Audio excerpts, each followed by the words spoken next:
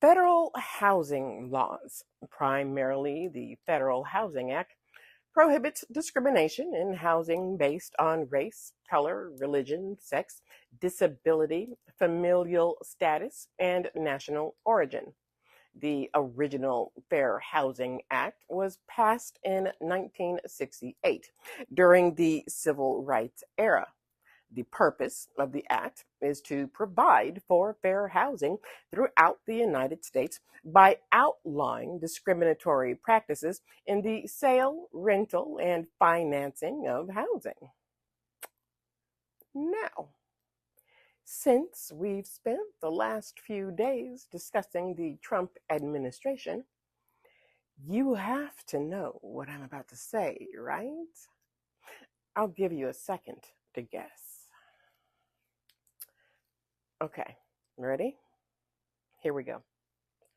The Trump administration officials at the Department of Housing and Urban Development, HUD, has sharply limited enforcement of the Fair Housing Act.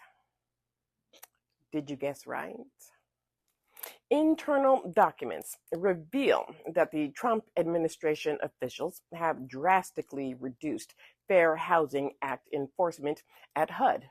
Settlements dropped from $4 to $8 million annually to less than $200,000, while discrimination charges fell from 35 per year to just 4 since Trump took office.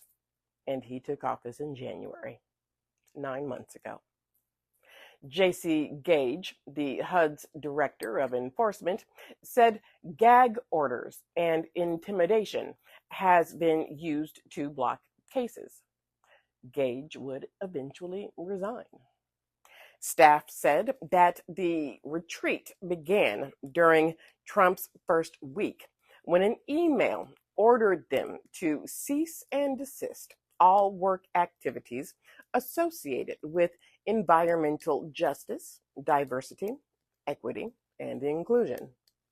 John Gibbs, Trump's Deputy Assistant Secretary for Fair Housing, wrote in memos that tenuous theories of discrimination, including appraisal bias, zoning restrictions, and gender identity protections, would no longer be prioritized.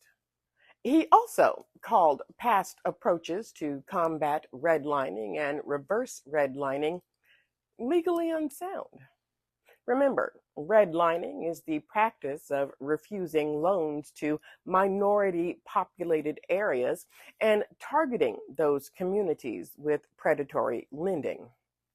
Rebecca Livingood, a Washington attorney, had said that the administration abandoned a Texas case where a homeowners association was found to exclude Black residents using housing vouchers. Blatant violation of the Fair Housing Act. And they're like, no, we don't want to deal with it. By gutting enforcement of the Fair Housing Act, progress made toward reversing housing discrimination will be undone, whistleblowers have said. Banks could charge higher mortgage rates for homebuyers in neighborhoods where people are predominantly of a certain race or national origin. Local governments could refuse to allow the construction of affordable housing in certain areas, while a developer could ignore requests to build accommodations for disabled residents. Essentially, the Trump administration is rolling back all of the gains made during the civil rights era. But that's the whole point. If you've been following along with our discussions this week, you can see that the administration is trying to turn back the hands of time when Black, brown, and indigenous people were legally second-class citizens.